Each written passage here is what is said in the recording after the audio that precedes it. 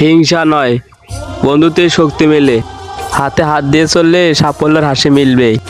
হিংসা নয়, যত বেশি এঙ্গেজমেন্ট তত বেশি বন্ধু। একতায় শক্তি। এনজয়। কমিট মানে সেই সম্পর্ককে সুন্দরভাবে ধরে রাখা। ভালোবাসা আর মূল্যায়নের এই বন্ধনটাই সবচেয়ে বড় শক্তি।